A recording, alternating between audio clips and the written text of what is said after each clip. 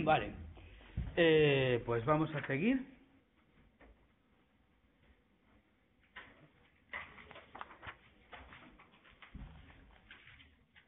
El amor no es un trastorno sexual, en general, no es un trastorno. A ver, veíamos ayer la respuesta sexual, que os acordabais, estaba aquí puesta, yo en algún sitio de aquí la tengo yo puesta, bien. A ver, pintada como os la pinté a vosotros ayer, pero más bonita, entonces por eso la voy a poner. ¿Os acordáis del esquema este? Entonces, la respuesta sexual funciona, sabéis, cuando el estímulo sexual eficaz y artístico que decidimos ayer aquí, pues está funcionando, y para que funcione y sea efectivo hace falta atención. Pero resulta que hay veces que se producen anomalías, se producen distorsiones, se producen desajustes en cómo funciona la respuesta sexual. Y entonces, pues, por alguna razón, no funciona. Obviamente, si no funciona, porque tal y como lo contaba ayer, que contaba que las fases eran progresivas y que las primeras sustentaban a las segundas y las segundas a las terceras, sino que van creciendo. Obviamente, si hay un fallo, si hay un error, si hay un problema en la primera fase, pues no funciona nada.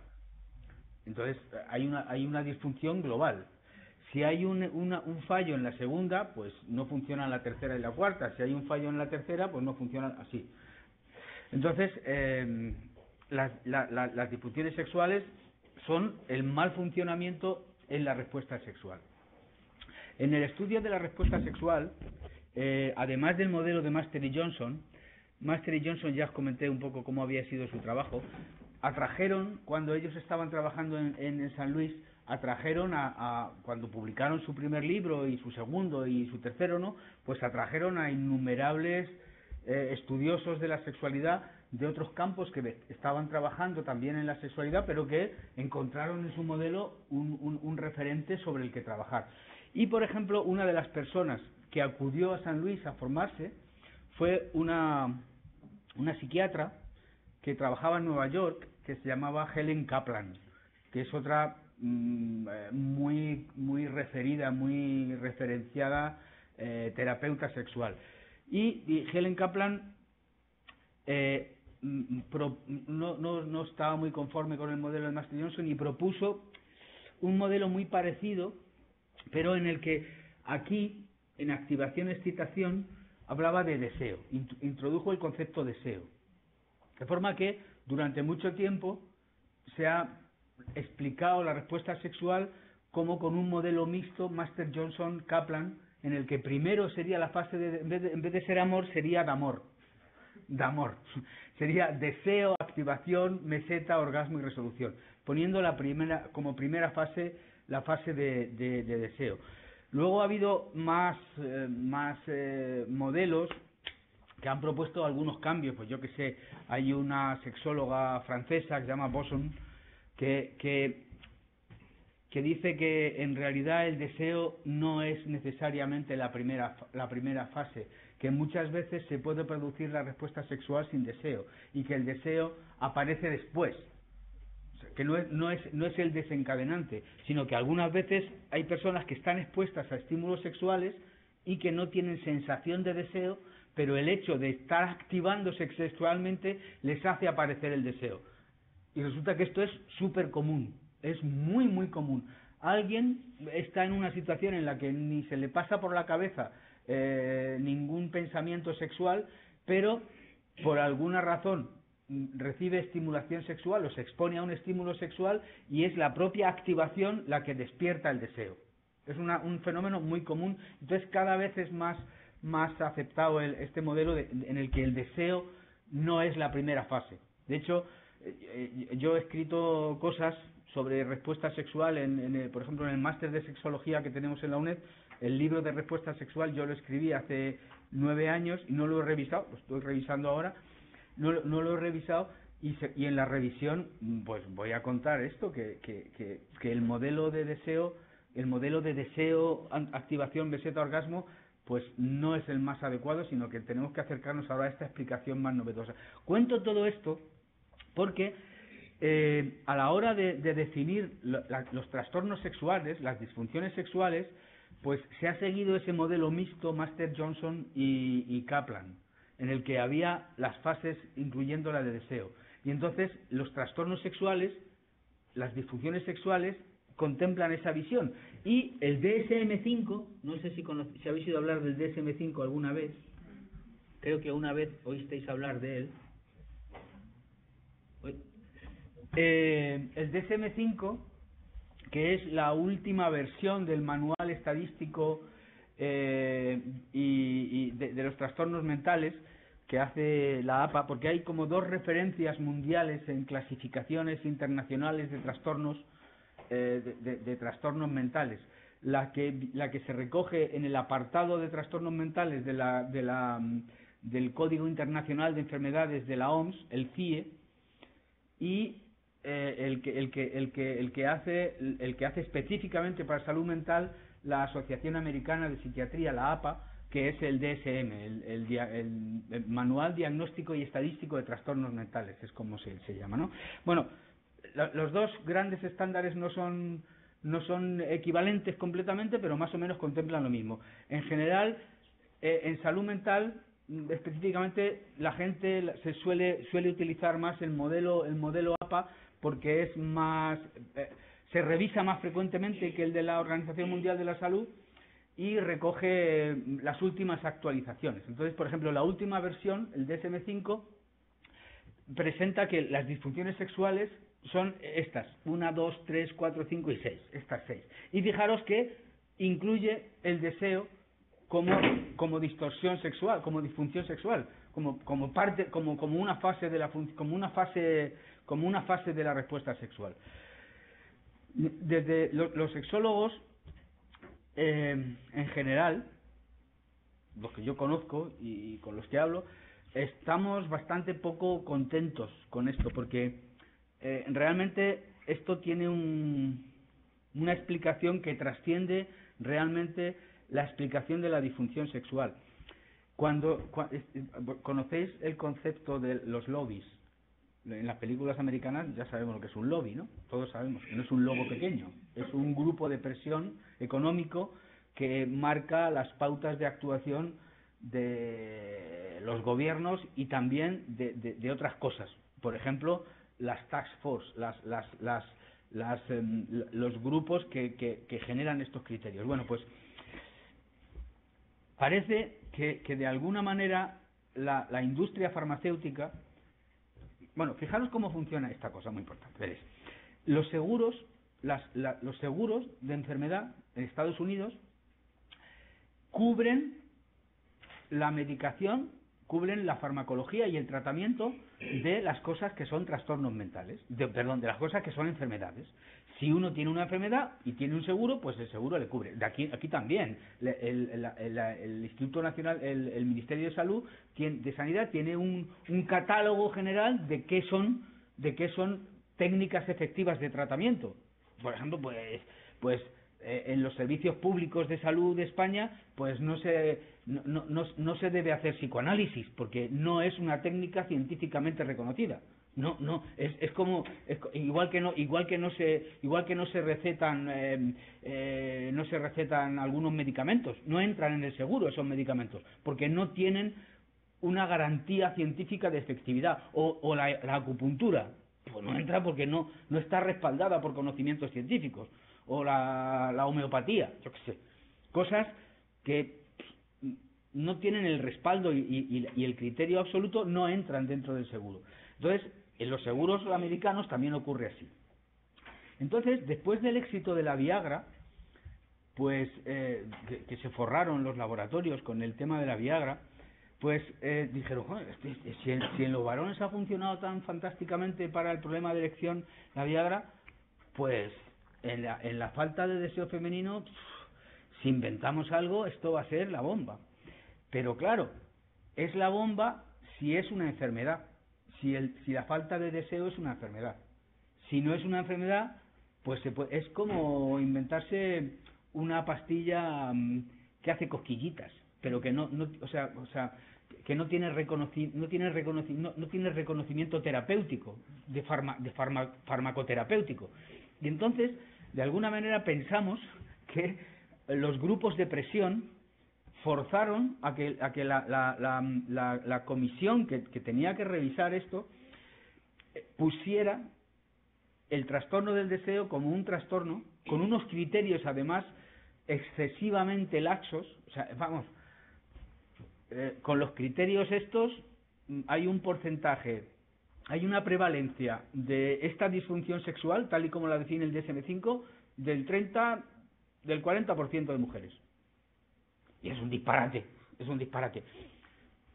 Es un disparate porque no es realista y porque además es que ni siquiera conceptualmente, según el modelo de funcionamiento de respuesta sexual humana, debería considerarse una disfunción sexual, puesto que el deseo no es parte de la respuesta sexual, sino que es un condicionante que ayuda, que aumenta el disfrute, que mejora la motivación y que está presente, o que si no está presente aparece durante la actividad sexual, pero que no es esencial.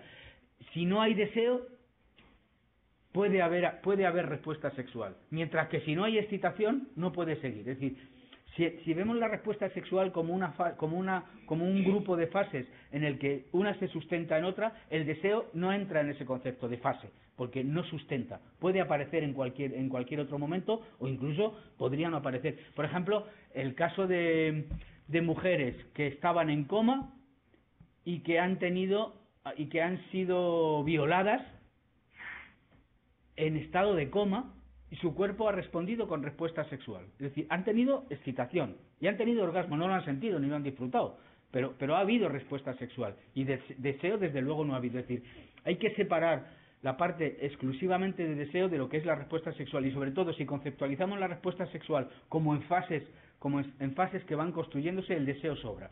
Entonces es muy discutible esto del deseo, y sobre todo sabiendo también esa especie de malévola intención con la que se han generado los criterios. Entonces hay muchos sexólogos que estamos un poco descontentos con esta clasificación, porque tiene como consecuencia que mujeres sanas se sienten enfermas cuando en realidad lo que tienen es una dificultad que no debería llamarse enfermedad. Pues tienen un problema. Pues igual que hay hombres que les gustaría que su pene fuera más grande, pero eso no es un trastorno. O sea, es que les gustaría, pero ya está. O les gustaría, a parejas les gustaría que su relación sexual durara, en vez de 6 minutos, 62 o 12. Pues bueno, pues podemos trabajar, podemos hacer promoción de la salud sexual para mejorar, pero no estamos partiendo de problemas, sino que estamos partiendo de salud para mejorar. Aumentar el deseo sexual es un buen objetivo, es un objetivo digno y saludable, pero creemos que es pernicioso considerar que estamos partiendo de un trastorno cuando estamos trabajando ahí. No sé si lo estoy explicando, porque es un poco lioso incluso para mí explicarlo. Y es una lástima, porque es un poco el mismo efecto que tuvo la idea de Freud de los dos orgasmos, del orgasmo vaginal y el orgasmo clitoridiano, que tuvo un efecto pernicioso porque hizo a muchas mujeres sentirse mal y pasar ansiedad y angustia y malestar por sentirse raras, sentirse diferentes, sentirse que no eran normales, que eran enfermas. Bueno, pues aquí igual, de alguna manera, muchas mujeres se van a sentir como que no son normales porque los criterios científicos dicen que no son normales. Y resulta que los criterios científicos han sido, esto lo digo con cautela, pero han sido pues un poco a lo mejor se cree que es posible que hayan sido forzados intencionalmente para el lucro de las empresas farmacéuticas, que se forran con esto. Entonces, bueno, de todas formas, hay un abordaje psicológico para el problema de deseo. Por eso, ahora mismo, en este momento, señoras y señores, vamos a ser todos testigos del momento en el que el deseo deja de ser un trastorno.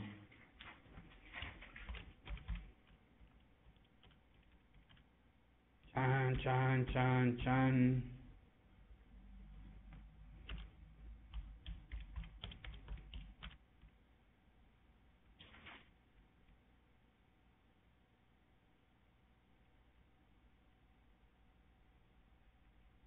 Puede haber parejas que tengan la sensación de que en su vida sexual les gustaría que el deseo fuera más frecuente. Pues tienen un problema, pero no tienen un trastorno.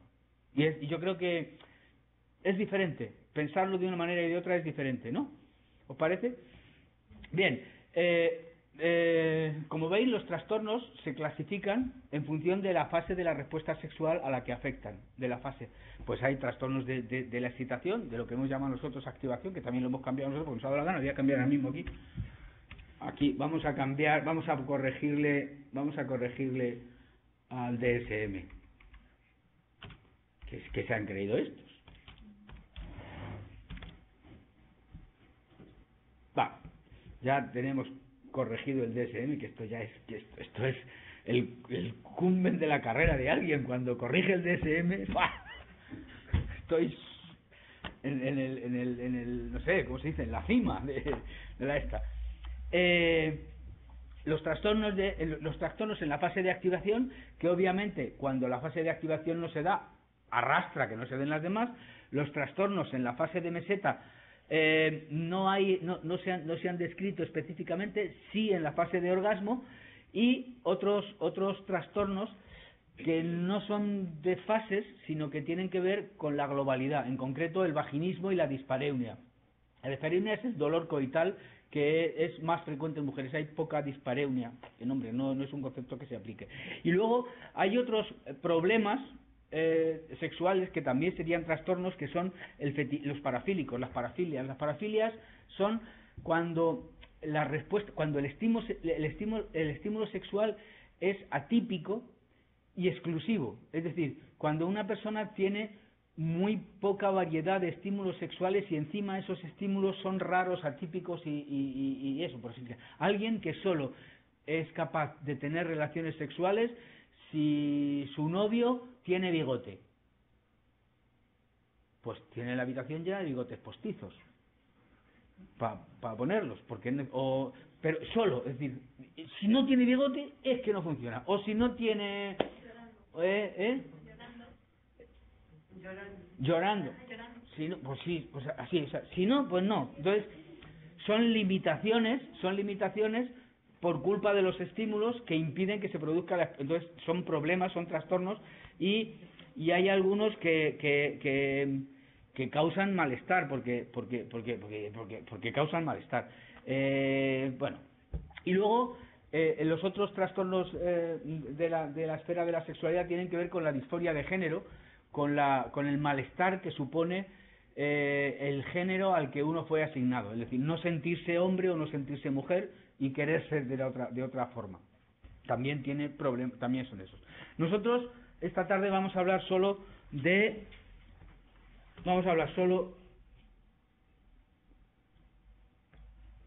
estos, porque sí, porque no nos da tiempo a todo, incluso a esto ya va a ser un disparate.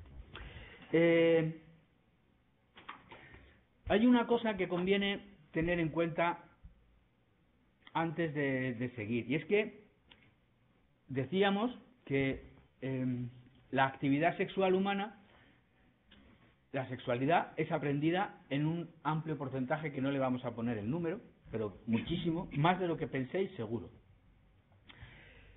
Eso quiere decir que el aprendizaje es el responsable de las conductas sexualmente saludables, y la mayoría de las personas pues lo hacen. Tienen algunas limitaciones que luego van resolviendo por ahí como se puede, y hay algunos pocos casos en los que este aprendizaje estropea y no colabora a que funcione bien, y es como que hay que desandar ese camino, que el abordaje psicológico de los trastornos sexuales o de las disfunciones sexuales es una especie de desandar el camino, desandarlo. Todo lo andado hay que desandarlo, porque este camino no nos lleva al buen destino, Entonces lo desandamos y tomamos este. Es un desandar para tomar otro. Porque si no lo desandamos y queremos ir para allá, aquí había una barrera que no nos dejaba ir. O sea, hay que desandarlo para quitar la barrera y poder ir. No, hay veces que la mejor manera es esa, desandar. Curiosamente, desandar son desandar, no desan, sino desandar, son 3 sílabas que corresponden con 3 conceptos muy interesantes. Desinformación, ansiedad sexual, dar, distorsión en la actividad de la respuesta sexual, DAR. Desandar es lo que hay que hacer. Hay que abordar esos 3 problemas. Los 3 problemas, o los 3 factores que suelen estar a la base de las disfunciones sexuales son la desinformación, la ansiedad sexual y algunas distorsiones en la actividad en la respuesta sexual. Por lo que hay que desandar ese camino. Entonces, el modelo general de abordaje de los problemas sexuales para cualquier problema de estos que tenemos aquí, da lo mismo el que sea, el de deseo, el de activación, el de orgasmo, y estos son de otra manera. La dispareunia y el vaginismo luego los dejamos y si nos da tiempo hablamos de ellos y si no los quitamos del medio. Para los que tienen que ver con la respuesta sexual, los factores que están a la base son la desinformación, la ansiedad sexual y la distorsión en el funcionamiento de la actividad de la respuesta sexual.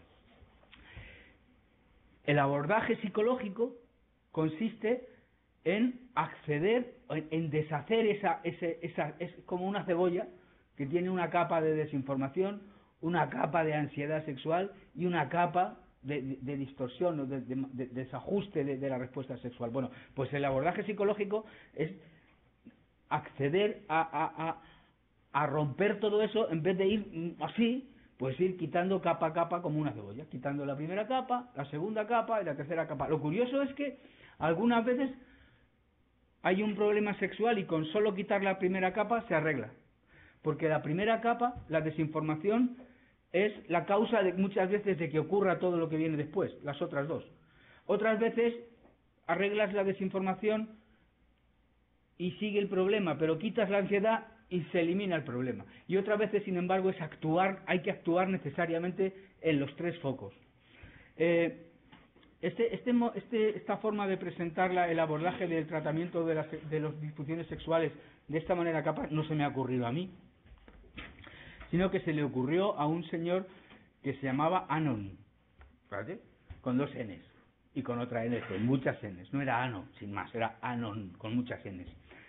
En los años 70, que decía que había que hacerlo así, que había que hacerlo capaz. Luego en España hay todavía un sexólogo, un psicólogo sexólogo, un catedrático de modificación de conducta que se llama José Antonio Carrobles, que adaptó aquel modelo de Anon a España y lo llamó IPIT, lo llamaba porque había que hablar de información, permiso y técnicas específicas sexuales. Y luego ya lo ha reformulado, no sé qué. Bueno, a mí, como se me ocurrió esto de desandar, dije, pues lo voy a llamar desandar, porque me da mi la gana.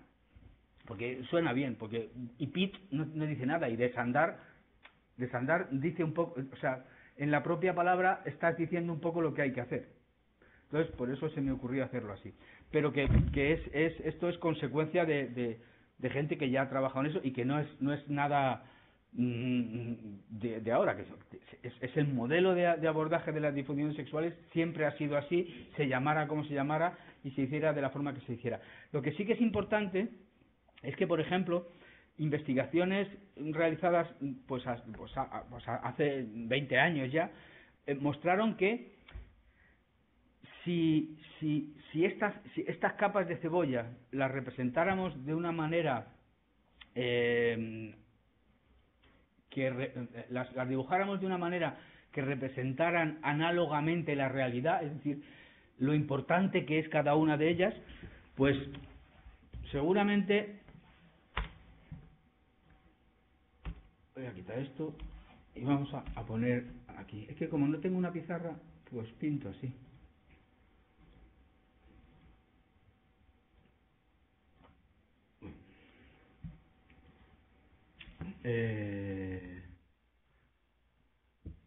¿Dónde está el...? Aquí.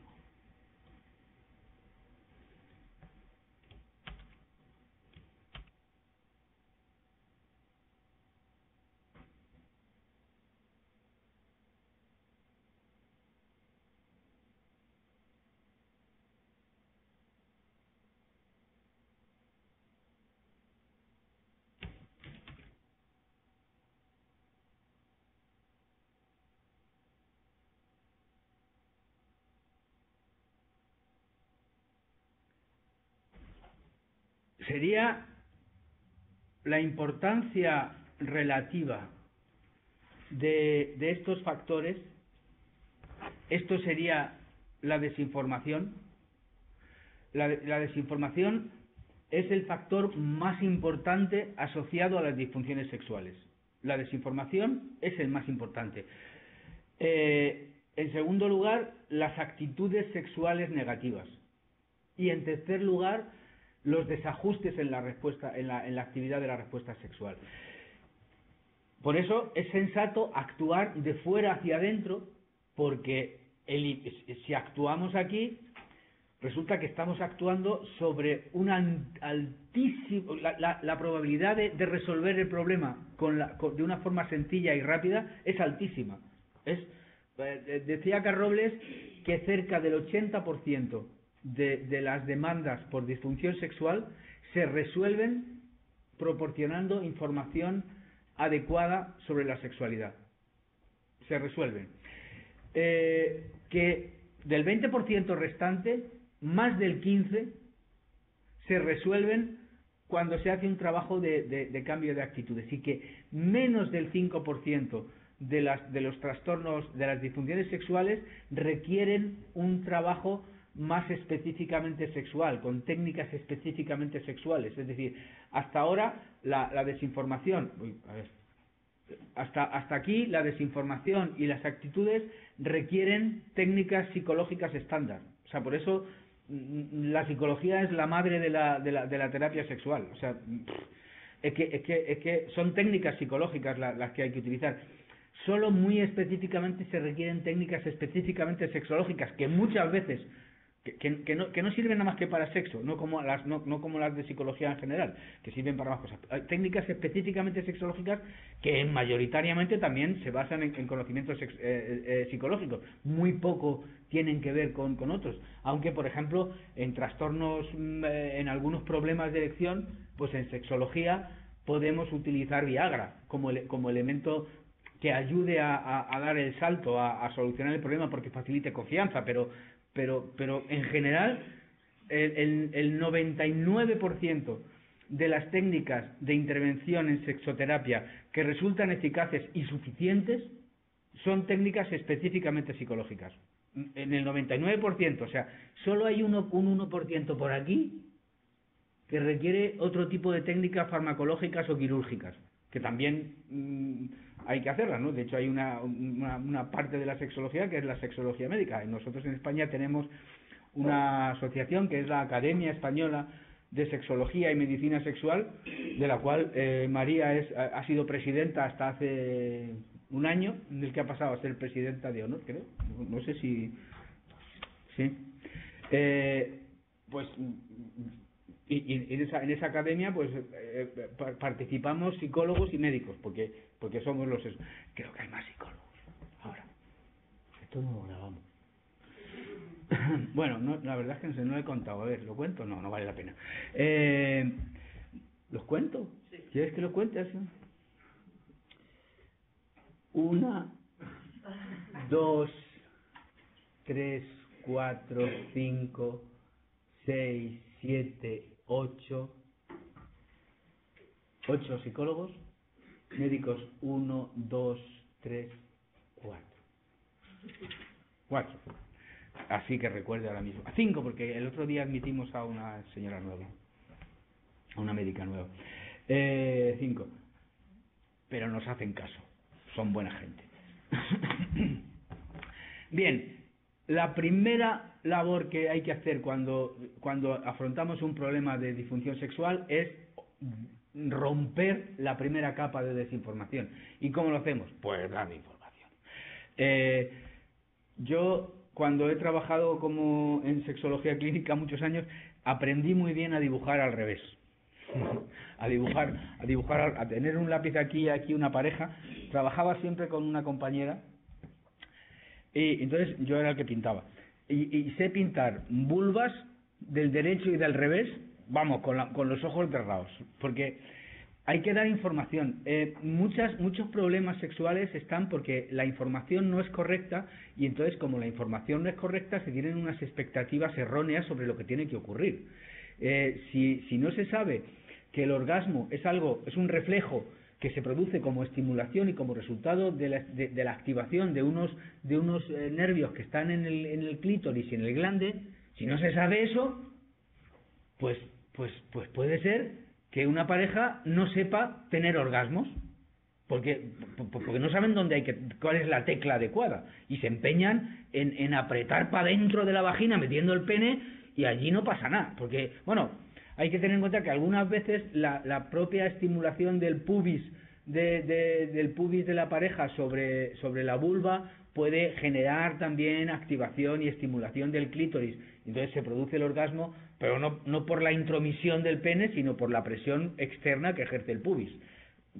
O sea, pero no, entonces pero no os podéis hacer una idea de lo frecuente que es encontrar personas que tienen un manifiesto desconocimiento de cosas que pueden parecer básicas.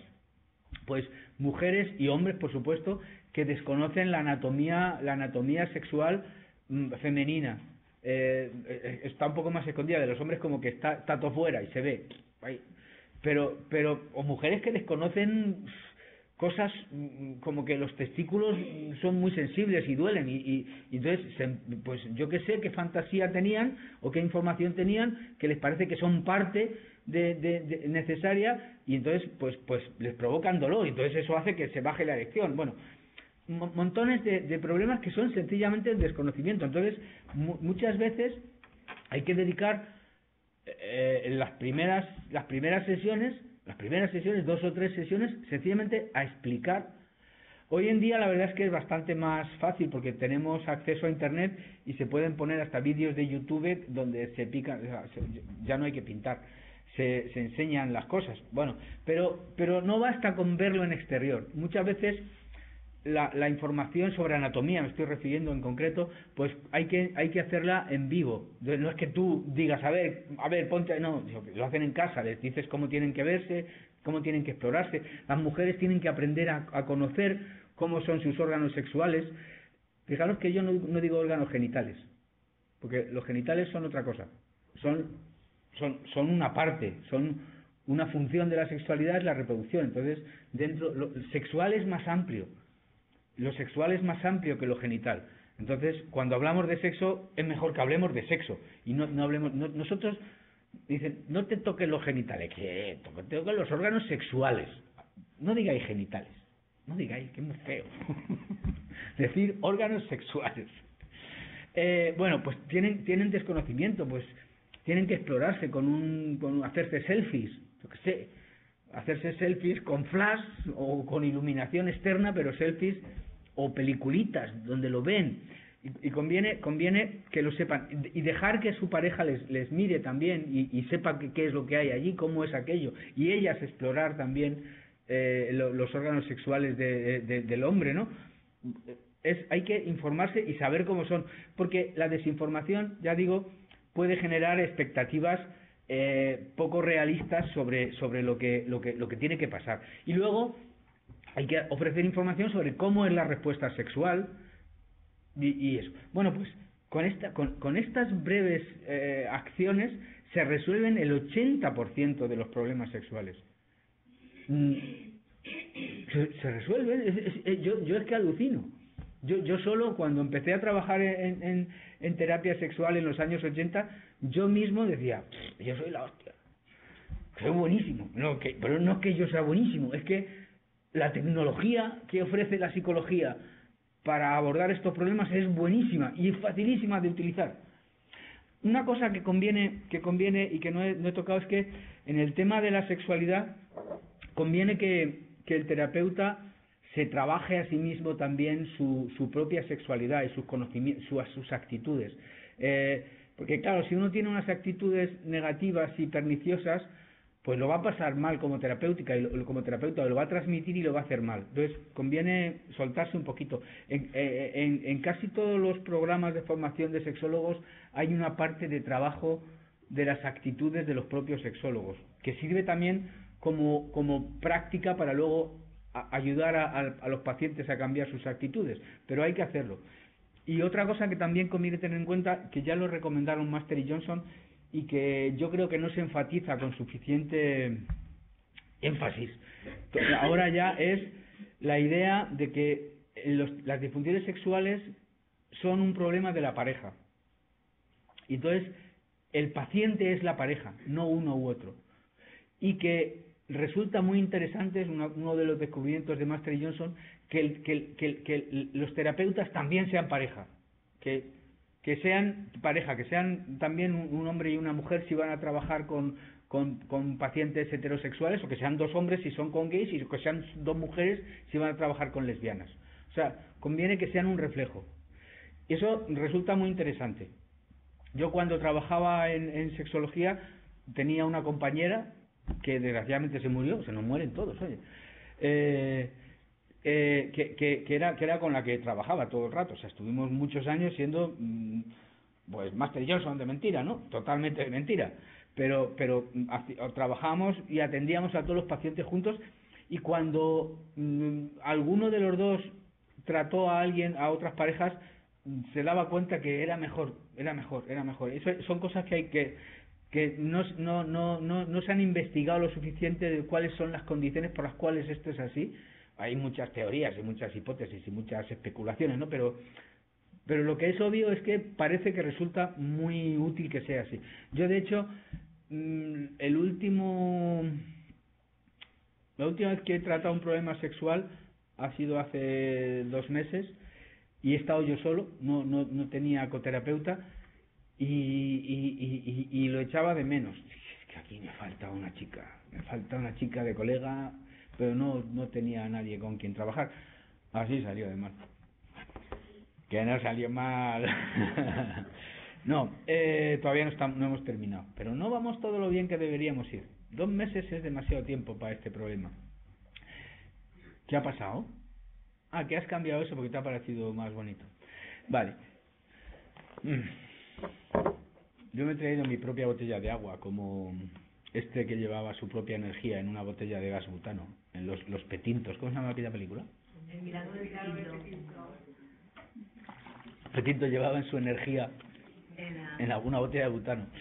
Bueno, la información no os voy a contar más cómo se da, hay que darla de la forma más fácil posible. Tenemos muchas herramientas para hacerlo y no creo que valga la pena seguir.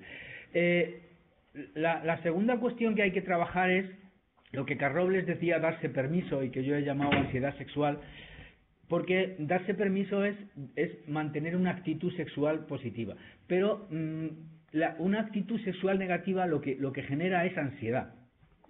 Veréis, una actitud, sabéis que es una disposición a actuar de determinada manera en determinada situación, es una predisposición a actuar. Entonces hay veces que se producen disonancias cognitivas, de estas que decía Festinger, no sé si os suena Festinger, que decía que a veces estamos en una situación en la que hay algo que queremos hacer, pero que también no queremos hacer. Entonces se produce una disonancia. Tenemos aquí una disonancia que genera ansiedad. Por eso lo característico de las actitudes negativas hacia el sexo es que generan ansiedad. No es la actitud, sino lo que genera, que es la ansiedad. Por eso yo prefiero hablar de la ansiedad sexual en esta parte, aunque La ansiedad sexual que se da aquí puede provenir de actitudes o puede prevenir de aprendizajes, yo que sé, de condicionamiento clásico de ansiedad sin más, sin que sean actitudes necesariamente, sino que sea una respuesta de ansiedad sin disonancia, sino respuesta de ansiedad sin más, sin que haya disonancia. Entonces, como lo característico de la ansiedad, por eso prefiero hablar de ansiedad, pero siempre, en todas las cosas que veréis que se hace mucho hincapié en la parte actitud, y se habla de actitud aquí mucho. ¿Cómo se cambian las actitudes? Las actitudes son bastante estables y bastante resistentes. Entonces, cambiarlas es muy difícil. Por ejemplo, una forma de cambiarlas es por exposición. Es una técnica de tratamiento de la ansiedad, la exposición. La exposición, en el caso de las actitudes sexuales negativas, es exponerse a todo lo malo que supone o que se asocia al sexo, que generalmente son ideas de pecado y de no sé qué y de no sé cuánto. Pues venga, y entonces pues nada, pues es muy malo, sí, pues vas a ir al infierno. Pues en el infierno se folla, que no sabes tú. Más.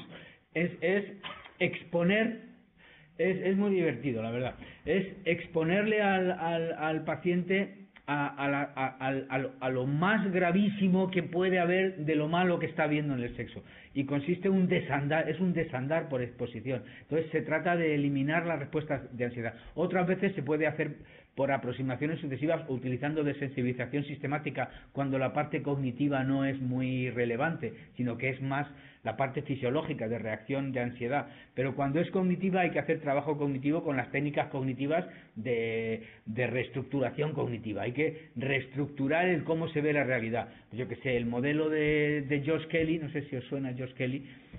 Joder, suena todo aquí, ¿eh? ¿A qué no te suena? Este ya no, ¿eh? Ahí te hemos pillado. Es la primera vez que te pillamos. Que te teníamos en un palmito y... ¿Yo me di una primera vez? Ay. Pues lee a Josh Kelly, que es muy bueno. Pues el modelo de los constructos personales es muy bueno para explicar esto, explicar cómo a través de cómo construimos el mundo en función de las cosas, y esos constructos determinan el cómo nos comportamos frente a las situaciones. Y entonces que esos constructos hay que hacerlos flexibles, permeables, y trabajarlos con el modo, pues yo que sé, con la técnica esta de Josh Kelly de la terapia del rol fijo. La terapia del rol fijo consiste en representar un papel de algo que no eres, pero que es como quieres que seas. Pues yo qué sé, yo fui educado en un colegio de curas, y entonces el sexo es malísimo, masturbarse es ir al infierno de cabeza y no sé qué. Bueno, pues ¿cómo sería una persona igual que tú pero que no tiene eso? ¿Cómo hablaría de esto? Entonces, hacer ejercicios de rol fijo en el que tú tienes que representar ese papel, no solamente en la terapia, sino en la vida misma, durante una semana.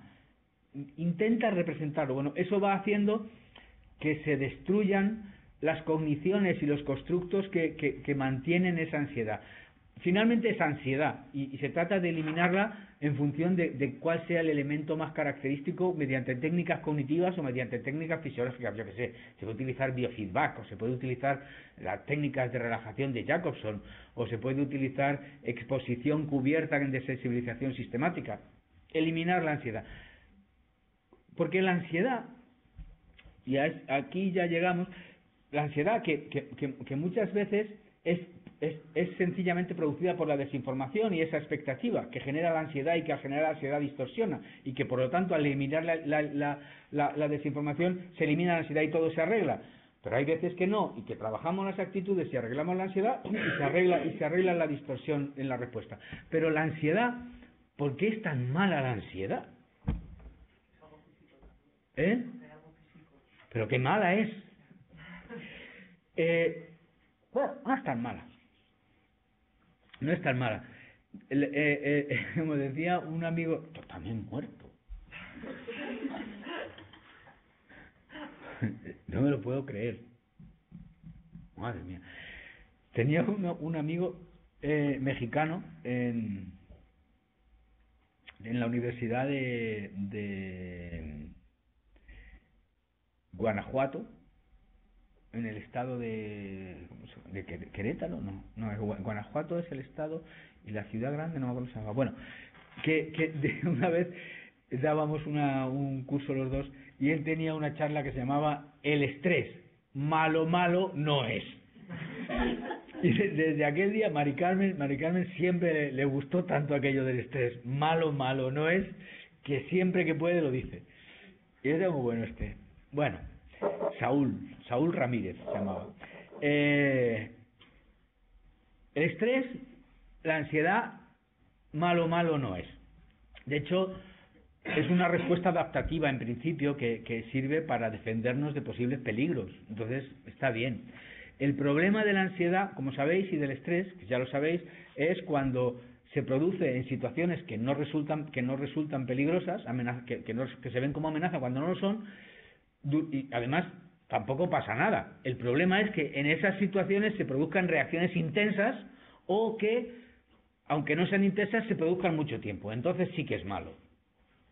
Y la respuesta de ansiedad, como está pensada por la naturaleza pensadora para protegernos de los peligros, pues está pensada para protegernos de los peligros de muerte, no de los peligros de tonterías, de los peligros de muerte. La ansiedad la naturaleza inventó la ansiedad para ayudarnos a evadirnos de peligros. ¿Qué es un peligro? Pues un león que te va a comer, por ejemplo, ¿no? ¡Ah! ¿Qué es un peligro?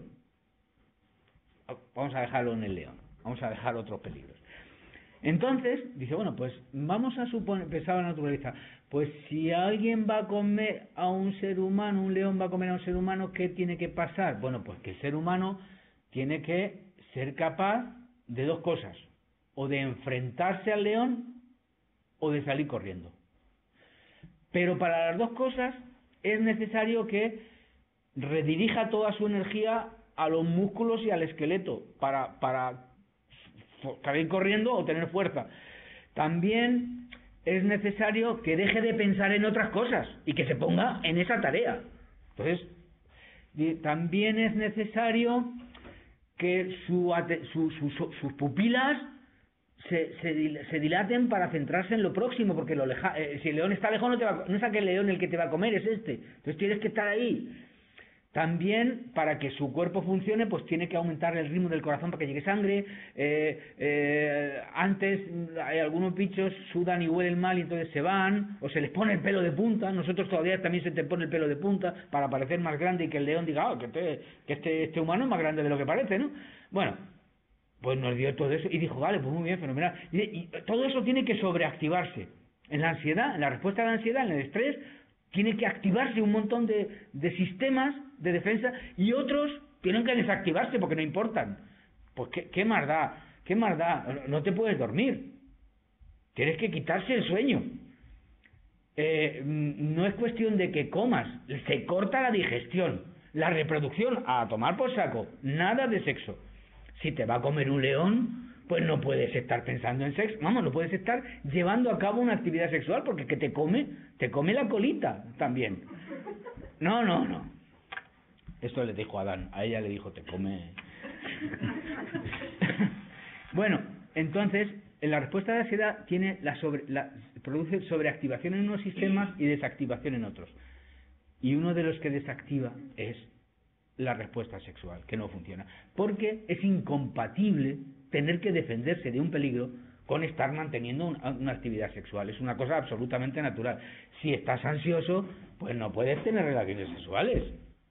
Porque no se puede, porque si estás ansioso porque tienes peligro, pues primero defiéndete del peligro y luego ya en la tranquilidad de la cueva, pues ya pues pintas en las paredes lo que quieras y tienes relaciones sexuales si quieres. Pero entonces la ansiedad es un elemento contradictorio y contraproducente y que impide la manifestación de la respuesta sexual. Por eso, ya sea por falta de información, ya sea por problema de actitudes que genera ansiedad, hay una distorsión en la respuesta sexual como consecuencia de la ansiedad. Pero es la ansiedad en todos los casos. Por eso, muchas veces, trabajando estas dos primeras partes, se arregla todo, porque la ansiedad es la base. Ocurre que cuando alguien ha mantenido durante mucho tiempo una respuesta sexual distorsionada, pues como que se habitúa a ese estilo de respuesta. Incluso la ansiedad puede ir disminuyendo porque por ejemplo, pues va aprendiendo cosas, va teniendo información, pero la respuesta errónea sigue produciéndose porque se ha aprendido un mecanismo, se ha generado un mecanismo de mal aprendizaje de la respuesta. Y ya no es ansiedad, es que funciona mal porque ya está aprendido así, porque ya se ha aprendido así. Y entonces hay que empezar a utilizar técnicas específicas que serían las del circulito pequeño, que serían técnicas específicas sexológicas para trabajar este asunto. Por ejemplo, problemas de eyaculación precoz o de orgasmo precoz, como se quiera llamar, muchas veces se mantienen a pesar de tener información y de haber disminuido la ansiedad a la actividad sexual, y a pesar de todo se sigue manteniendo, porque el organismo ha aprendido a responder de una manera rápida a la estimulación sexual sin medida. Y entonces hay que reaprender todo eso. Y hay técnicas de reaprendizaje específicamente diseñadas para la eyaculación precoz. Pues yo qué sé, por ejemplo, hay una técnica que se llama la maniobra de Siemens, que fue Siemens el que la propuso, o una técnica que es básicamente igual que la que propusieron Master y Johnson, que se llamaba el apretón basilar, que consiste en hacer una especie de ejercicios de aproximaciones sucesivas a mantener un estado alto de excitación, conteniendo físicamente la excitación, produciendo apretones en el tallo del pene. Master y Johnson lo hacían en el tallo, en la parte más baja, y Siemens lo hace debajo del glande. En los dos casos lo que ocurre es que baja la erección y los estímulos sexuales bajan de nivel y se dilata el tiempo que dura la excitación. Entonces es como enseñarle al pene de tu novio, porque en esto participa la mujer, enseñarle al pene de tu novio que esto hay que tomárselo con calma, poquito a poco, y te aprieta, y cuando ha bajado seguimos, y así. Bueno, el programa consiste en un programa graduado, de que primero se hace en una situación de relajación, luego ya se hace con más asunto erótico, y finalmente se hace incluso durante el coito, que hay que apretar. Entonces para eso pues conviene que sea el hombre el que está debajo. Hay una serie de recomendaciones sexológicas que no me da tiempo a contaros todas las películas porno que tengo aquí para enseñaros cómo va eso, ¿no? Bueno, esa sería un trabajo específico como de reeducación de la respuesta sexual y del alargamiento de la meseta y del alargamiento de la activación para conseguir que no se produzca el orgasmo tan rápidamente que no resulte suficientemente placentero cuando se está interaccionando con una pareja sexual. Por ejemplo, ese es un ejemplo de técnica específicamente sexológica desarrollada para eso. O, por ejemplo, en el caso de mujeres, pues una técnica específicamente sexológica por ejemplo, hay veces que hemos dicho que recuerdo todo esto siempre, ¿no? Porque la ansiedad, la desinformación provoca ansiedad, las actitudes negativas también, quitar eso quita la ansiedad, pero a veces se mantiene. Por ejemplo, hay parejas en las que la mujer no siente orgasmos, y seguramente está causado porque su respuesta sexual al principio, se puede pensar que en algunos casos su respuesta sexual estaba asociada a mucha ansiedad, y cuando llegaba a meseta pues se anulaba y dejaba de ser efectivo el estímulo. Entonces ha aprendido ese modelo de respuesta, y cuando llega a la meseta ya se cansa. Y también hay una parte de cansancio, si ya sé que no, y para, y deja de prestar interés. Puede empezar con interés, es muy interesante, muy bonito, y por mucho que siga estimulándola, para, que ya estoy harta, que no quiero más, porque es que no pone más interés. Bueno, Además, como nunca sintió un orgasmo, si nunca lo sintió, porque hay dos tipos de disfunciones sexuales que no he dicho, lo que son las que se consideran primarias y las que se consideran secundarias. Las primarias son aquellas en las que nunca hubo un funcionamiento normal, un funcionamiento saludable y correcto en esa fase, y las secundarias son en las que sí que lo hubo, pero ahora no lo hay. Imaginemos un caso eso de anorgasmia. ¿A qué hora teníamos que terminar? Ah, vale, pues estaba yo preocupado. Pues entonces puedo hablar más despacio.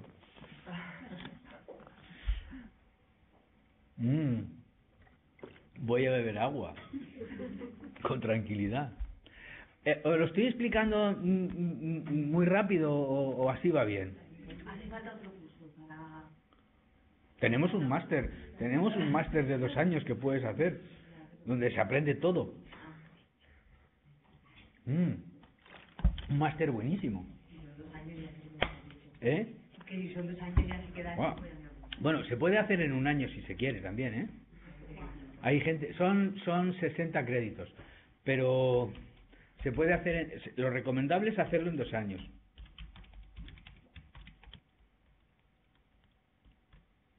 Mira, se llama Programa de Formación Modular. Entonces hay un experto universitario en sexualidad humana que está especialmente pensado para educadores y para trabajadores sociales, pero también hay un máster en promoción de la salud sexual que está pensado para todo el que quiera hacerlo, y luego hay un máster en salud sexual y sexología clínica que solo es para médicos y psicólogos, porque es de clínica, es de terapia, entonces es solo para eso. Y eso, pues no sé, muy bonito. Mira, lo que sé, profesores, por ejemplo, mira, ¿ves? Pues María Pérez Conchillo en persona y yo mismo, y Pilar Carvillo, por Dios, Mari Carmen Pérez Llantada, que también la conocéis, a Emilio Ambrosio, que seguro que habéis oído hablar de él, a José María Buceta, que si no habéis oído hablar de él deberíais haber oído hablar de él, José Bustamante, que a lo mejor no habéis oído hablar de él. Es un psicólogo de Elche que ha organizado una jornada de sexología en Elche. Si queréis ir a Elche el 21 de marzo hay unas jornadas de sexología en las que vamos a estar los que estamos aquí y estos otros que veis aquí pintados también van a estar. María Lameiras, que es la única catedrática que hay en este momento de sexualidad humana en la Universidad Española, es una catedrática de la Universidad de Orense. Carlos San Martín, que es un médico de Santander, Marta Arasaz, una sexóloga de Barcelona, unos profesores y muchos más, ¿sabes? Es que no caben todos. Y los cursos, que son estos, tan bonitos. Si queréis, mira, ¿ves? Entonces hay... Entonces, como es modular, algunos módulos son conjuntos y otros no. Se puede hacer el de clínica eligiendo los 60 créditos entre estos módulos. El de educación sexual, estos, y el de promoción, estos. Bueno, si queréis lo miráis. Vale con poner uned.es/salud sexual y está todo muy puesto, y con eso se aprende un disparate. Bueno, no te haces una idea. Mira, los módulos. Módulo 1, sexualidad humana y salud, respuesta sexual, el proceso de sexuación, antropología, la planificación familiar, las infecciones, educación para la salud sexual. Módulos optativos, el 8, por ejemplo, las emociones positivas y el sexo en situaciones problemáticas. Mira, hay un módulo que te mueres, que es los servicios de asistencia en diversidad sexual, que eso es una cosa bárbara. Y que también me gusta a mí, salud sexual y reproductiva en emergencias y desastres. A la gente no se le ha ocurrido que cuando hay un desastre y una emergencia hay actividad sexual y la gente necesita condones y compresas también, que también tienen que ver con la sexualidad, porque son algo, un fenómeno que tiene que ver con la reproducción, porque, bueno, pues esto es un libro, unos apuntes que ha hecho un sexólogo colombiano que trabaja en este asunto, ¿no?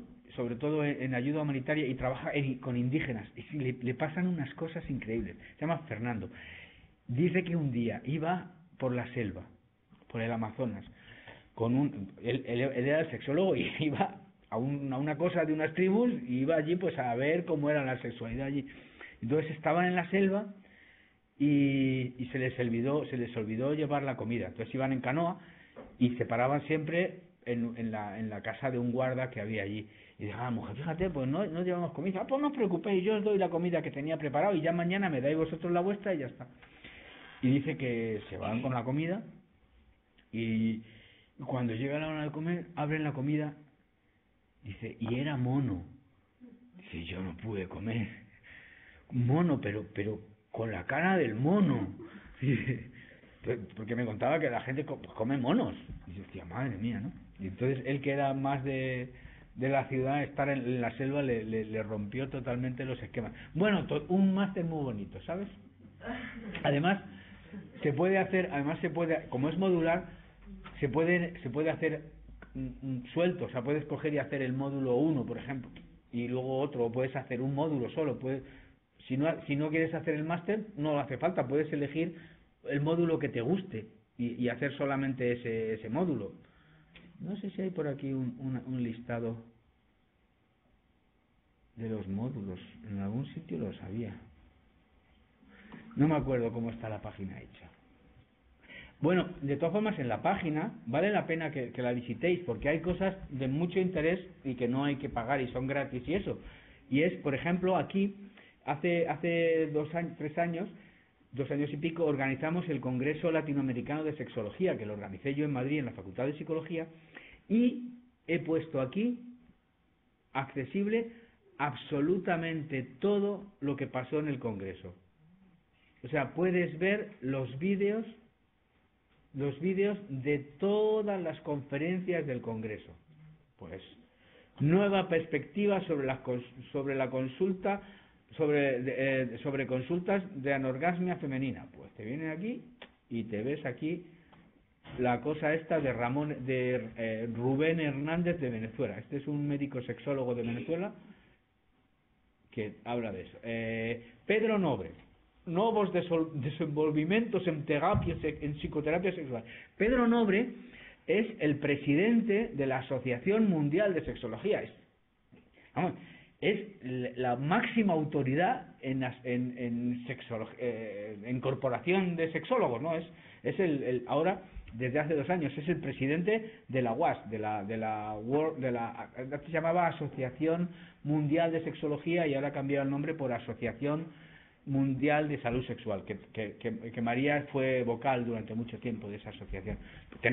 Hay cosas que podéis ver si queréis, ¿no? Que están aquí, que son, pues yo qué sé, podéis ver aquí. Vamos a comenzar, por respeto a las personas que estéis aquí y que se vayan incorporando. Que así de paso aprendes portugués, porque él habla en portugués. Francisco Bianco, de Venezuela. Mira, Miguel Mas, este es buenísimo. Manuel Mas es un catedrático de Fisiología Humana de la Universidad de La Laguna, que también es de la Academia. Hay un médico más, se me había olvidado Manuel. Buenísimo. Sí, aquí la verdad es que no habla de la sexualidad en el Museo del Prado. Bueno, pues también oye, si os interesa la sexualidad en el Museo del Prado, también está bien. Pero que os invito a que veáis esta página. Esta página está en la página web de uned.es/salud sexual. Aquí donde van apareciendo los cartelitos estos, el segundo, bueno, el tercero es el Congreso. Y luego, pues, hay noticias. Y, por ejemplo, otra cosa que os puede interesar es que cada año organizamos unas jornadas de sexología en Madrid en octubre y que, bueno, pues, que también son muy interesantes. Entonces, pues aquí están todas las que hemos organizado desde hace montones de años. Y las próximas, deberían estar aquí ya puestas. No están puestas. 2019, no están puestas. Vale, no están puestas. Muy mal. Ver las actividades grabadas. Y entonces, no sé si están estas actividades grabadas. También están. Puedes ver las actividades grabadas. Todas no. Algunas Bueno, pero esta la habéis visto vosotros hoy aquí. Esta es la conferencia que ha dado María aquí. Mejor la de aquí porque era más específica que la que dio allí. ¿Veis? Pero bueno. Hay muchas cosas en Internet que sí que son buenas y que son sanas y no son peligrosas. Todas las que a las que accedas desde nuestra web de salud sexual, ten en cuenta que las hemos seleccionado. Y muchas, como hacemos tantísimas cosas, todo el rato estamos haciendo cosas de sexo, pues las ponemos ahí y es vamos, y nos gustaría que todo el mundo acceda, porque las ponemos para que las vea la gente, ¿no? Y luego, si quieres más todavía, pues te inscribes en el máster el año que viene, porque ya estamos en marcha. Qué gusto haber tenido un rato de publicidad.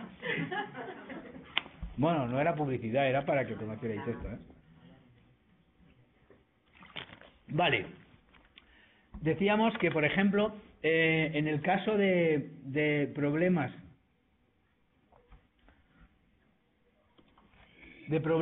de la actividad específicamente sexual en el hombre, hemos mencionado el caso de la eyaculación precoz o del orgasmo precoz, pero en el caso de las mujeres decíamos el caso de la anorgasmia. Pues hay técnicas específicas para ayudar a resolver ese problema cuando ya hemos trabajado la ansiedad y las actitudes. Por ejemplo, hay diferentes propuestas de actividades, de actividades, como dice Carrobles, de actividades reguladas. Carrobles también está por ahí. Carrobles, buenísimo. Carrobles es un catedrático, ya está jubilado, no está muerto. No está muerto porque sé que el otro día estaba en una actividad que hicieron la Asociación de Psicólogos Sanitarios o algo así. Que hubo, no sé si os ha llegado información. Hubo el otro día un congreso de psicólogos sanitarios en Madrid y sé que estuvo él, porque me lo dijeron. Bueno, Carrobles es buenísimo. Si cualquier cosa que veáis escrita por él, leerosla, porque es buenísimo. Hay dos buenísimos en España. Uno se llama Carrobles y otro se llama Francisco Javier Labrador. ¿Habéis hablado alguna vez de un programa que hubo en España que se llamaba Hablemos de Sexo? Bueno, pues este era Labrador el que lo hacía, el responsable científico. Y la muchacha que lo presentaba, ¿cómo se llama? Elena Ochoa, era la doctoranda que estaba entonces en la Complutense haciendo el doctorado con él. Y entonces dijo, qué mona, que lo presente ella. Pero, bueno, son buenísimos los dos. Hay libros, la verdad es que ya no están produciendo cosas, pero incluso las cosas antiguas suyas son muy, muy buenas. Porque insisto que en sexología no ha cambiado desde la revolución de Master Johnson, no se ha cambiado los modelos, se han ido encontrando nuevas técnicas, pero y nuevos, o sea, conceptualizaciones, pero se sabe que es la ansiedad, que es el aprendizaje erróneo, lo que está detrás, y básicamente es cada vez con mejores técnicas de terapia de conducta se accede mejor, pero básicamente es lo mismo, y tal y como ellos lo cuentan es estupendo. Entonces decía que hay un modelo que se llama el programa de entrenamiento masturbatorio del opícolo. Una vez estábamos dando este curso en el centro asociado de la UNED de Ávila, que está compartido con la Universidad Católica de Ávila, y que algunas veces mandaban alumnos para que vinieran a los cursos de la UNED. Entonces, cuando el coordinador de los cursos de extensión universitaria del centro de Ávila les dijo, vamos a hacer un curso de esto, entonces vio que en el programa, yo contaba el programa de entrenamiento masturbatorio del opículo. Desde entonces ya nunca más quisieron venir a vernos, nunca. No, es una tontería de programa, tampoco es, o sea, quiero decir, es una tontería, es un programa de aproximaciones sucesivas al orgasmo, trabajando la ansiedad residual que pueda quedar después de haber hecho los ejercicios, y consiste básicamente en prescribir a la mujer, a la pareja, unos ejercicios de aproximación sucesiva al orgasmo, que consisten en que primero se mire ella su vulva con lo que quiera, con una cámara de vídeo, proyectar una pantalla o con un espejo, con lo que quiera. Después, el siguiente paso es que se explore con el dedo índice, tratando de notar en el dedo índice las características de la piel de la vulva, las diferencias que hay en la piel de los labios de los labios internos, de los labios externos, la humedad que puede haber más alrededor de la vagina, si hay arrugas en no sé dónde, que trate con los ojos cerrados, tocando como si fuera ciega, tratando de verlo. En realidad es mentira. La instrucción esta es para que se centre, para que no se preocupe si se estimula y si nota excitación, porque está atenta a otra tarea que es perceptiva en el dedo. O sea, lo que hacemos es que está estimulándose de alguna manera, pero sin prestar atención, lo cual le da una cierta comodidad, porque no se corta, porque como lo que tiene que hacer es otra cosa, pues está ahí. La siguiente parte es hacer lo mismo, pero ya centrándose en la zona que toca. Y así, poco a poco, se va conduciendo en diferentes pasos a estimularse hasta sentir un orgasmo. Se suele conseguir en un par de semanas. En un par de semanas, una mujer que nunca ha tenido orgasmo y que ya ha trabajado toda la parte de la ansiedad y de las actitudes, puede lograr sentir un orgasmo en 2 semanas con una intervención muy ligera. Hay intervenciones mucho más agresivas. Hay terapeutas sexuales, sobre todo en América, que están... Hay una señora,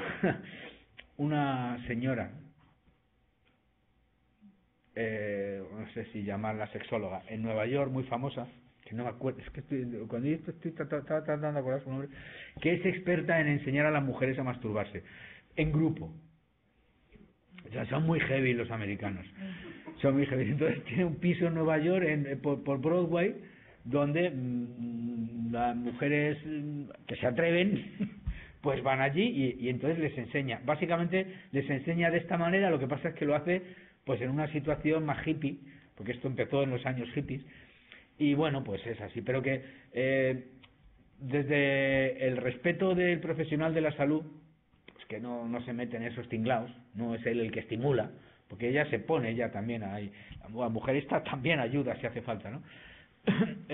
Hay una deontología dentro de los profesionales de la salud de que, hombre, o sea, estas cosas no se hacen así, se hacen enseñando, dirigiendo, corrigiendo, pero ni siquiera se hacen en la consulta, ni siquiera, ¿no? Sino que se mandan las tareas para casa. Entonces el programa consiste en hacer eso, y cuando consigue sentir un orgasmo la mujer sola, el hombre hace exactamente el mismo proceso con ella, en la pareja. Bueno, el hombre, si es una mujer heterosexual y tiene como pareja un hombre, si es una mujer homosexual y tiene de pareja una mujer, pues su pareja hacen los mismos ejercicios con el dedo de la pareja. Tiene primero que centrarse en esto, la pareja, y entonces para que sea capaz de sentir un orgasmo con heteroestimulación, no ya con la autoestimulación que se estaba proporcionando ella misma, ¿no? Y ese es un programa específico que se aplica ya en situaciones límites. Ya digo que es en el 2% de las situaciones. De todas las disfunciones sexuales, solo el 2, vamos a poner el 5%, porque no tengo datos muy así, pero el 5% es necesario llegar ahí. Generalmente se solucionan mucho antes.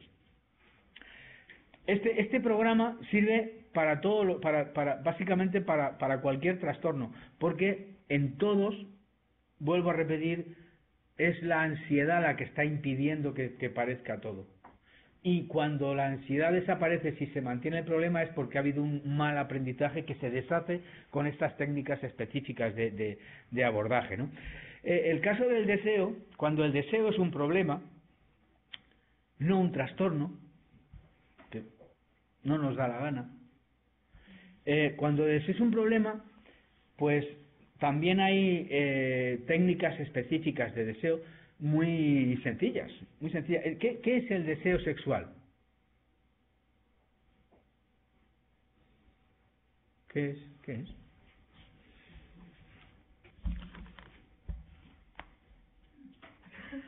¿Qué son las cucarachas? ¿Qué son las cucarachas? Insectos. Muy bien. ¿Qué son los pensamientos? ¿Eh? Ya. ¿Qué son los pensamientos? ¿Qué son los parpadeos? Un reflejo, no necesariamente.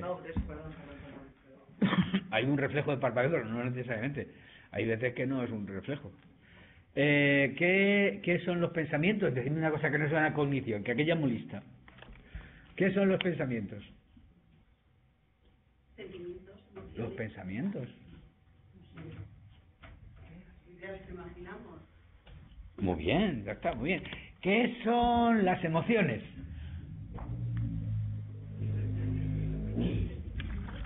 ¿Qué son las emociones? No, hombre, no son sensaciones. No, las sensaciones son otra cosa. Las sensaciones son el resultado de estimular los órganos sensitivos con un estímulo biofísico adecuado. ¿No? Las percepciones son cómo esas sensaciones se transmiten y son reconocidas por la persona. Eso son percepciones. Los pensamientos son actividad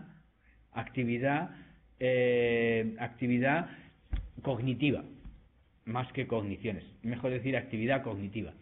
Y las emociones son respuestas psicofisiológicas a estímulos internos o externos. ¿Y los deseos? Pues ya después de tantas cosas, ahora ya era a ver si entrabais en los deseos.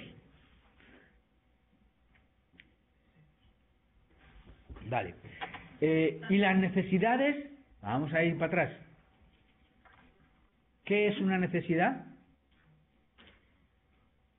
¿Tenéis un móvil con internet? Si lo preguntáis a Wiki. Algo que necesitamos. Ya, pero meter la misma palabra en la definición como que no mola. Una necesidad es un estado de carencia que si no se satisface puede representar un problema para la salud o para la vida del organismo que la presenta. ¿Dice algo parecido a eso? Sí, decía, sí. Bueno, ¿En serio, ¿sí? ¿Decía? Bueno, si es que tenía que contratarme en la Wikipedia, hombre. No, pero... de un ser en el que se halla en carencia de un elemento. Exactamente, es una carencia, que se carece. Eso es una necesidad. Entonces, por ejemplo, el sexo, la actividad sexual, no es una necesidad. Porque si se carece de ella, no se muere nadie. No es una necesidad. La idea de que el sexo es una necesidad es errónea y es una de las informaciones que causa problemas. Porque si crees que el sexo es una necesidad, si no tienes sexo, sientes que eres raro, enfermo, estoy mal, me pasa algo, estoy mal porque es como si no tuviera sed, que es otra necesidad. O como si no durmiera. Pues si cuando uno no duerme y tiene insomnio, tiene un grave problema. Pero cuando no tiene sexo, puede tener un problema. Pero no es en sí mismo no es. Hay muchas personas que no tienen actividad sexual a lo largo de su vida y no han muerto por ello. No es una necesidad. Esa es una idea errónea de las que conviene trabajar en las actitudes. De hecho, mira, es tan importante dejar claro que el sexo no es, el impacto que tiene esta información está mucho más allá de la tranquilidad que le pueda generar a uno. Tiene que ver, por ejemplo, con las agresiones sexuales. Por ejemplo, o sea, el hecho de que si todo el mundo entendiera, supiera y asumiera que no es una necesidad, no se escudaría en es que lo necesitaba. Pues cuando uno tiene necesidad de comer, pues coge y si hace falta delinque. porque tiene una necesidad que satisfacer. Si alguien considera que el sexo es una necesidad y no tiene sexo, pues si hace falta delinque, porque tiene una necesidad. Pero es que no es una necesidad, amigo. Entonces, a la base de esta falsa idea de que el sexo es una necesidad, hay problemas de agresiones sexuales. O sea que es una bobada, pero que tiene bastante importancia dejarla bien clara. Y mucha gente cree que es una necesidad y considera que tiene un problema sexual porque no tiene ganas de satisfacer esa necesidad, no tiene deseo. Pues hijo, estás equivocado. No es este el problema. El problema es que estás desinformado. Otro tema también que tiene que ver con esto es el sexo es un instinto. ¿Diríais que el sexo es un instinto? La reproducción es un instinto. La reproducción es un instinto. Buah, no sé yo. Perpetuarlo. ¿Tú crees que es un instinto? No sé. ¿Y si definierais el concepto de instinto para empezar, en vez de hablar sin más? Si quieres te lo digo. Bueno, búscalo si quieres. Pero un instinto es un patrón de comportamientos innatos relativamente estable e impermeable a la experiencia que caracteriza la respuesta de algunos animales a situaciones para las que no procesan la información y responden todos de la misma manera. La ansiedad. No, la ansiedad no es un instinto, es una reacción emocional. Un instinto es un patrón de comportamientos, la ansiedad es solo una respuesta. El instinto es un patrón, muchas conductas. No es, la diferencia entre instinto y reflejo es que el reflejo... No. En los animales. Estamos hablando de los seres humanos. En los seres humanos el sexo no es un instinto. Si fuera un instinto no habría la variedad de actividades sexuales tan diversa que existe. Porque todos lo haríamos de la misma manera. Porque el instinto es la forma en la que la naturaleza ha programado a determinados organismos para que hagan cosas para mantener la especie. Entonces, en los animales hay un instinto sexual que hace que haya cópula y que las madres luego después tengan instinto maternal, que en las mujeres no existe, en los seres humanos no existe. Es que en los seres humanos no existe ningún instinto, para hacernos claros, porque tenemos un córtex por encima de toda la masa cerebral anterior, que era más animal. Tenemos un córtex que nos ha liberado de los instintos. Estamos liberados de los instintos. Los instintos pueden reaparecer si te quitan un cacho de cerebro. Si te quitan toda la parte cortical, pues pueden reaparecer. Por eso, pues más cosas, hombre, muy interesantes. Por eso, por ejemplo, las drogas psicoactivas que desactivan, las drogas psicoactivas actúan yo soy de sexo, drogas y rock and roll. Las drogas psicoactivas actúan, las drogas en general, a nivel cerebral actúan de arriba a abajo, porque la irrigación del cerebro, como se ha ido construyendo de abajo hacia arriba, pues va, o sea, la sangre venía por aquí y siempre, bueno, total. Al primer sitio que llega una droga psicoactiva es al córtex. Si te tomas una droga depresora que anula el córtex, pues estás anulando lo que te hace humano y pueden reaparecer instintos. Si lo rompes mucho, Por eso, bueno, no os cuento más. Esto para otra clase. El día de las drogas, y hablamos... ¿Cómo definir el deseo? Todavía no me he llegado. Estamos asentando las bases. Primero, no es una necesidad, no es un instinto. ¿Qué es? La sexualidad. ¿Es un reflejo? No. Solo el orgasmo es reflejo. La sexualidad, dijiste. La actividad sexual es un impulso. Una atracción. Un deseo, a diferencia de una necesidad, es las ganas de lograr algo por el mero hecho de que te gusta ese algo. O sea, tú puedes desear comerte un helado de chocolate, pero no lo necesitas, no es una necesidad. Puedes desear tomarte un gin tonic, pero no lo necesitas, es un deseo. Pues en el sexo es igual, el deseo es así. Entonces, el problema del bajo deseo es muchas veces la idea de que la sexualidad es una necesidad y entonces conviertes en problema el que tienes pocas veces ganas. En cualquier caso, se puede solucionar. Y la mejor receta para esto, ya para terminar, porque veo que están allí todos estos, la mejor receta para favorecer el deseo es pensar en sexo, thinking in sex, pensar en sexo. Por ejemplo, yo les digo a las mujeres que quieren aumentar su deseo sexual que se pongan alarmas en el móvil, directamente. Primero una por la mañana y otra por la tarde, pero luego hasta 3 por la mañana y 3 por la tarde. Y esas alarmas, pues que les digan sexo. Alarma, que le digan sexo. Y si es posible, que durante unos segundos piensen en sexo. O sea, si tú piensas en sexo durante el día, estás más sensibilizada a tener sexo durante ese día. Es tan sencillo como pensar en ello. Hay que pensar en ello. Hay que pensar en ello. Seguramente. Por eso cuando hacemos cursos de sexología de más días, el número de interacciones sexuales entre los asistentes con sus parejas aumentan. Porque están todo el día hablando de sexo. Lo digo en serio, no es una broma.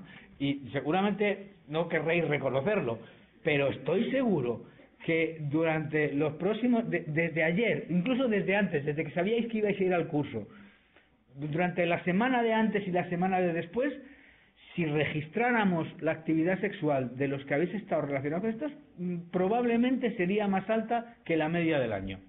O, vamos, se podía relacionar, porque pensar en sexo favorece el deseo, porque muchas veces no se manifiesta el deseo porque no se ve. ¿Por qué no te tomas un helado de chocolate ahora? Pues en invierno. No es porque no te guste, sino porque no los hay. Entonces, como no los ves, no te apetecen. O sea, tienes que... ¿Crear la necesidad? ¿Crear la necesidad? ¿Crear la necesidad? No hay necesidad. No uses la palabra necesidad. Pensar en sexo. ¿Cómo diría?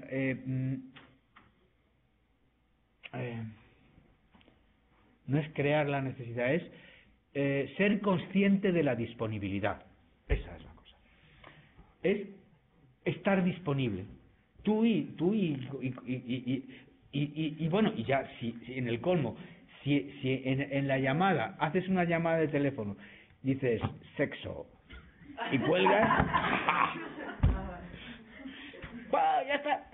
Aunque estés enfadadísima y tengas un día mortal, que recibes una llamada de teléfono y dices sexo, bien dicho, no sexo, sexo, te cuelga. Es eso, con eso se mejora, porque como no es una necesidad, lo que hace falta es hacerlo disponible, hacerlo presente, que esté en los escaparates. Yo tenía un amigo, que también está vivo, que decía, este era médico, decía, tú pones una consulta de médico especialista en orejas y al final acabas teniendo un montón de clientes que vienen al médico especialista en orejas, porque el hecho de que exista la oferta acaba creando la necesidad. En este caso, el deseo. La oferta, y la oferta primero te la tienes que hacer tú, pero si juegas, mucho mejor. Si juegas con tu pareja, muchísimo mejor. Bueno, vamos a parar, para que podamos parar 5 minutos, y nada, yo me lo he pasado muy bien, yo no sé vosotros, yo me lo he pasado de bien, que no te haces una idea. No guardar. No vamos a guardar nada, para no romperle el ordenador a Joaquín. Y luego se pone muy nervioso. ¿Hacemos un parón antes de las preguntas? Sí, vamos a hacer un parón de 5 minutos mínimo, ¿no? Yo es que tengo que... ¿Es una necesidad? ¿Qué es una necesidad? Pues claro,